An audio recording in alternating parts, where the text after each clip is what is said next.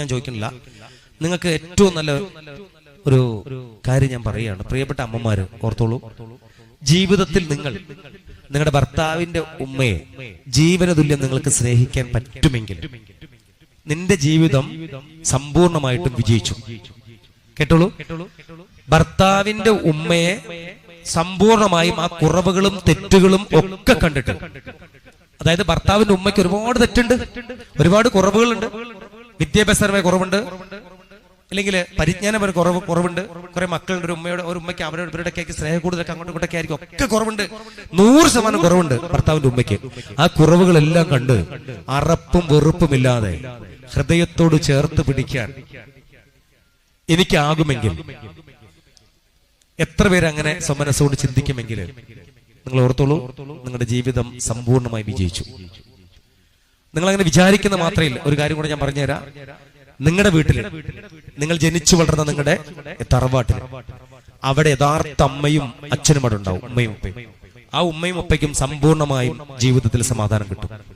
ഏതോ വീട്ടിൽ നിന്ന് കയറി വന്ന ഒരു പെൺകുട്ടി, നിങ്ങളുടെ സഹോദരന്റെ ഭാര്യ, അവൾ സ്വന്തം അമ്മയെ പോലെ ആ വീട്ടിൽ ആ ഉമ്മയും ഉപ്പയും അവൾ പരിചരിക്കും. ഞാൻ പല സ്ഥലത്തും ചോദിക്കാറുണ്ട്, നിങ്ങളെ കയ്യിരിക്കുന്ന മൊബൈൽ ഫോൺ 6 വാൾപേപ്പർ ഉണ്ട്, 5 എണ്ണം. ഏതെങ്കിലും ഒന്നിനകത്ത് നിങ്ങളെ ഭർത്താവിന്റെ ഉമ്മയുടെ ഫോട്ടോ ഉണ്ടോ? കൈ നോക്കി കഴിഞ്ഞാൽ ഒരു 5 ലക്ഷം ഒന്നും ഞാൻ തരൂല.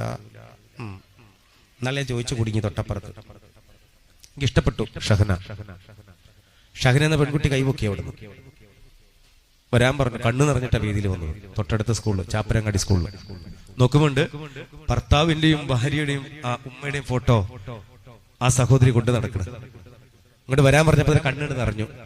ഉമ്മ RCC വെച്ചിട്ടാ മരിക്കണ സാറേ. ഉമ്മനെ ഞാൻ അങ്ങനെ നോക്കിയാണ് ഉമ്മ പോയി അറിഞ്ഞു. ഉമ്മനെ അങ്ങനെ നോക്കി ഉമ്മ പോയി അറിഞ്ഞു. നമുക്ക് സ്വന്തം ഉമ്മയെ പറയുന്ന പോലെ പറയണം. ഒരു ഭർത്താവിന്റെ ഉമ്മയുടെ മലമൂത്ര വിസർജനം കൈകൊണ്ട് തൊടാനും കഴുകി ശുചീകരിക്കാനും ഒരു അവസരം നിറഞ്ഞ മനസ്സോടുകൂടി നിങ്ങൾക്ക് ലഭിക്കുന്നുണ്ടെങ്കിൽ ഓർത്തോളൂ, നിങ്ങള് സമ്പൂർണ്ണ വിജയം.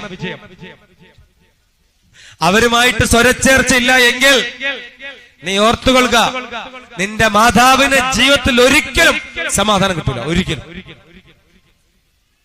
എന്ന് പൊരുത്തപ്പെടുന്നോ ഭർത്താവിന്റെ ഉമ്മയുമായിട്ട് എന്ന് നമ്മൾ പൊരുത്തപ്പെടുന്നോ അന്ന് സ്വന്തം അമ്മയ്ക്കും അച്ഛനും ഉമ്മയ്ക്കും ഉപ്പയ്ക്കും സമ്പൂർണ്ണ വിജയം. മനുസ്മൃതി 17-18 അന്ത്യപ്രവാചകന്റെ അധ്യസുകൾ, യെശയ്യാപ്രവചനം 7-8, മത്തായി സുവിശേഷം 4-5 എല്ലാം പറയുന്നുണ്ട്. അതുകൊണ്ട് ഓർത്താ മതി, കൂടുതലൊന്നും ചിന്തിക്കണ്ട. ഭർത്താവിന്റെ ഉമ്മയെ ജീവന തുല്യം സ്നേഹിക്കാം. ഇനി ഭർത്താക്കന്മാരുടെ കാര്യം പറഞ്ഞ